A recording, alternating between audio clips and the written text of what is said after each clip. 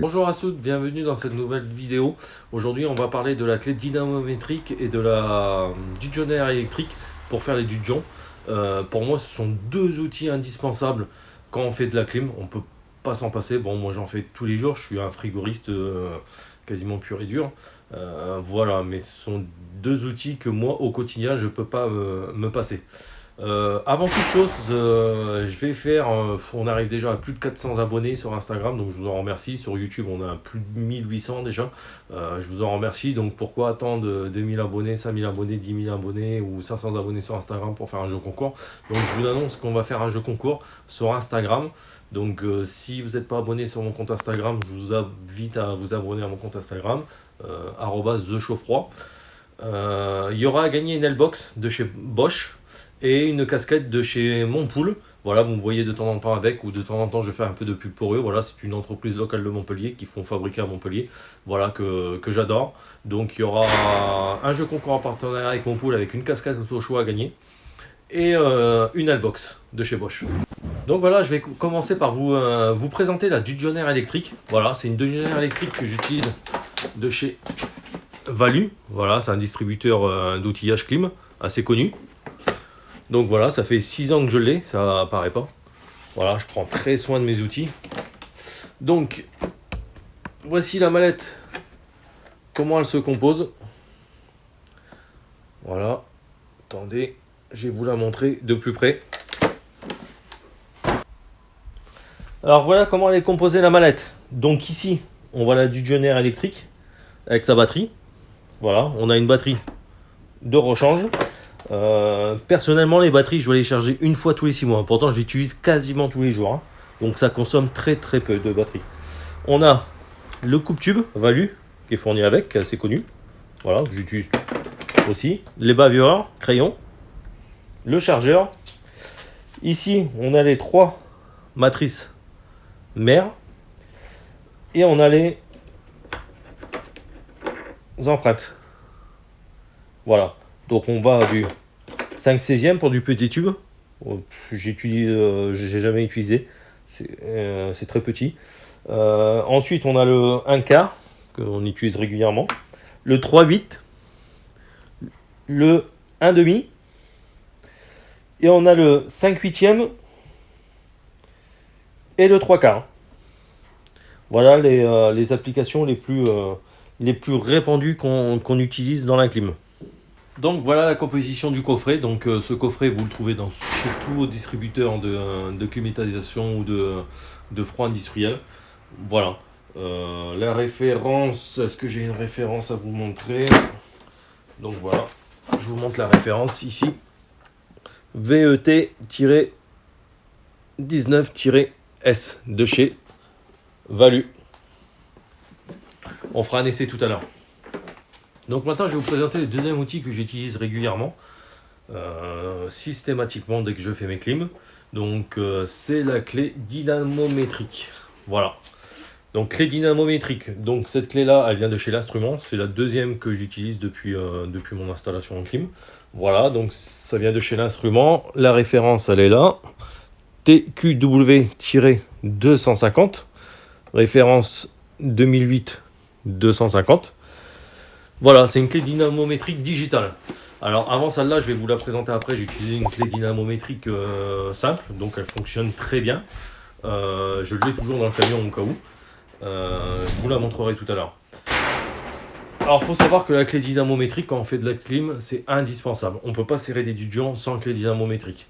On ne peut pas serrer, il y a des couples à respecter dans les notices constructeurs. Il faut toujours lire les notices constructeurs. Il n'y a que lui qui dit comment doit se poser sa clim. Et à quel couple de serrage doit être serré l'écrou. À quel couple de serrage doit être serré l'écrou. C'est dans la notice constructeur. Il n'y a que la notice constructeur qui fait foi. En cas de jurisprudence, c'est lui qui fait foi. Donc voilà, je vais vous montrer l'intérieur de la boîte. Donc c'est une boîte toute simple. On y retrouve la clé dynamométrique digitale, la notice. Donc voilà à quoi ça ressemble.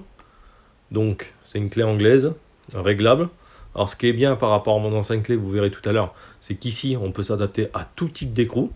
Il y a une encoche spéciale ici pour qu'on puisse bien agripper l'écrou et qu'on ne glisse pas lors du serrage parce qu'on peut atteindre des couples assez élevés. La partie digitale, ici on a des LED qui s'allument. Je vous montrerai tout à l'heure quand on fera un essai, suivant plus ou moins la force et quand on atteint le couple. Ici on a le bouton pour l'allumer. Ici on choisit les unités soit américaines soit anglo-saxonnes.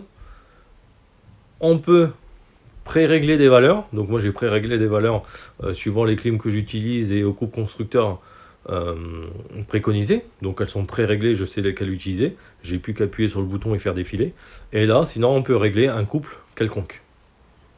Allez, on la met en route. Voilà, je la mets en route à ce calibre. Bon, elle me met un message d'erreur, donc elle met un message d'erreur quand on dépasse le couple. Après, au redémarrage, elle dit qu'il y a eu une erreur, qu'on a dépassé le couple qui était préconisé. Voilà, là je suis sur un couple de serrage de 18. Après, j'ai 42. J'ai 42. Ensuite, j'ai 55, 65, 75. Je repasse à 18, 42, voilà. Donc, chaque couple, vous retrouvez le couple qu'il faut utiliser dans la notice constructeur. Je le rappelle, on peut pas serrer une clim avec 2 clés à molette, c'est pas possible. C'est pas possible. Soit on serre pas assez, soit on serre trop. Il faut absolument une clé dynamométrique. Alors, je vous disais tout à l'heure, l'autre clé dynamométrique que j'utilisais, c'était une clé toute simple, manuelle. Voilà, c'est celle-là. C'est la clé Master Call. La référence, voilà, ça doit être ça. La part 778. Voilà, de Master Call. Donc, ça là, je l'ai utilisé pendant 5 ans. Ouais, ça fait à peine un an que j'ai l'autre clé. Celle-là, pendant 5 ans, et franchement, elle marche super bien. Elle fait le taf. Il n'y a pas de... Je vais vous la montrer, voilà. Le coffret, il se présente comme ça. On a une clé simple. Voilà. On a les fourches de réglage qui s'adaptent à tous les écrous de clim. Presque tous les écrous de clim. Donc on a la 17, la 22, la 24, 26, 27, 29. Avec ça, on fait 95% des écrous de clim. Il manquerait la 25. C'est pour ça que je préfère l'autre clé dynamo parce qu'elle s'adapte à tous les écrous spécifiques que je peux utiliser. Après, elle fait largement le taf, celle-là, par rapport à l'autre. Hein. Hop, je vous montre. Donc, c'est une clé dynamométrique standard. Alors, il faut faire attention sur les clés dynamo. Hop, je vais essayer de vous faire un zoom. En fait, on ne voit pas, mais il y a une flèche ici. La flèche, elle montre le sens de serrage. Si on serre à l'envers, la clé dynamo, elle ne va pas déclencher. Donc, ici, on a les réglages. Donc, c'est un peu plus rudimentaire que l'autre. Mais franchement, ça marche super bien. J'aurais une clé comme ça, un peu plus élaborée, de chez Facom ou de chez Caestol ou de chez Vera. Franchement, je partirais sur un modèle comme ça parce que c'est hyper simple à utiliser. Alors, par exemple, si on règle un couple, par exemple à 18, donc ici on a une molette pour desserrer, donc on tourne, on serre, on verrouille. Et quand on tourne, si je mets une fourche au bout, par exemple, clac. Donc, quand on tourne dans ce sens-là, quand je vais atteindre 18 Nm, donc c'est-à-dire 18 kg, il faut faire la conversion, c'est une force, on exerce toujours une force, donc dites-le moi si vous voulez que je vous rappelle ce que c'est qu'une force, comment on calcule une force. Donc je vais essayer de vous le simuler, donc on a bien la flèche, donc je vais tourner comme ça, et quand je vais atteindre 18 Nm, soit 18 kg, la clé devrait déclencher. Donc c'est comme si, je vais simuler que j'avais mon écrou ici, j'ai pas d'étau là sous la main. Hop, on serre comme ça, et dès qu'on a atteint 18 kg, voilà, vous entendez le clic, la clé déclenche, c'est qu'on est serré au couple qui est demandé par le constructeur. Voilà, c'est aussi simple que ça. Alors, il faut faire très attention avec ces outils-là. Moi, j'en prends très soin. Vous voyez, cette clé, elle a 6 ans, l'autre, elle a 1 an, ma Junior, elle a 6 ans. Donc, c'est des outils qui sont impeccables. J'en prends extrêmement soin. Je les range soigneusement dans le camion pour pas qu'elle soit choquée par le transport. Je fais très attention de ne pas les faire tomber. Vous voir, elles ne sont jamais tombées.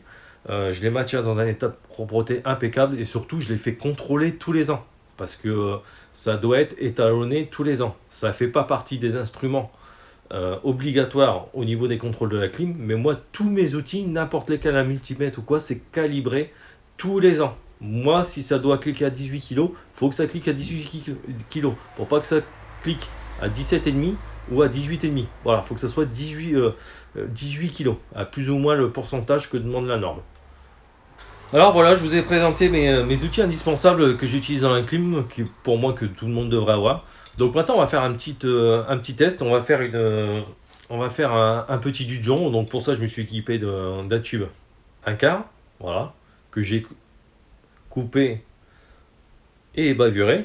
J'ai des chutes de clim que je démonte, donc j'ai pris un écrou mâle qu'on peut trouver derrière une unité intérieure de clim. Voilà. Et son écrou qui va avec.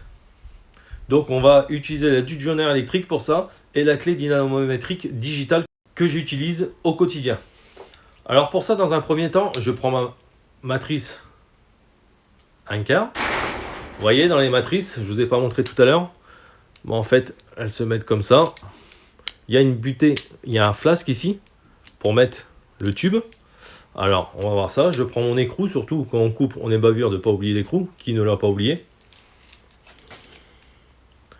Donc, j'ouvre ma matrice. Hop, je desserre ici. J'ouvre ma matrice, j'ai le flasque. Ça me donne la profondeur que je dois mettre mon tube. Hop, je le mets dans la gorge. Attendez, je vais essayer de vous... Voilà, je le mets dans la gorge. Voilà, jusqu'en butée.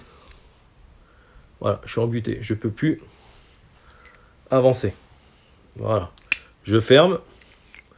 Je serre.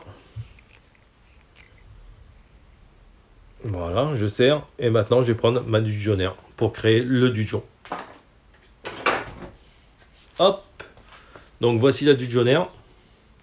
Donc, on met papa dans le moment, comme diraient certains. Voilà. Là, je suis prêt. Il n'y a plus qu'à appuyer.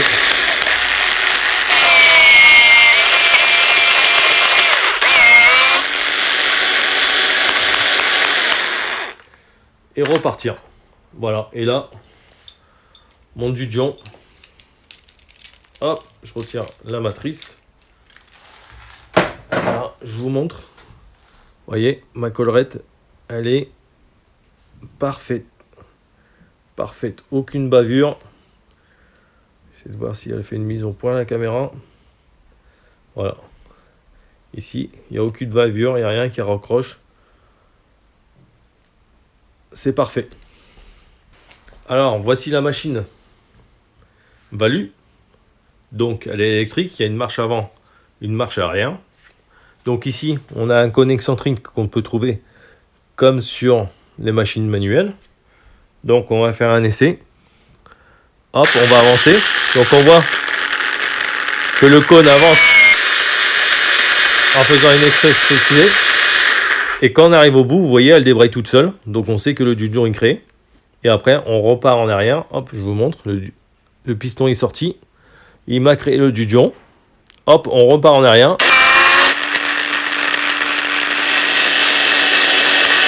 Voilà, on est en butée, vous avez entendu. Là, on peut défaire notre matrice. Et notre dudgeon est prêt.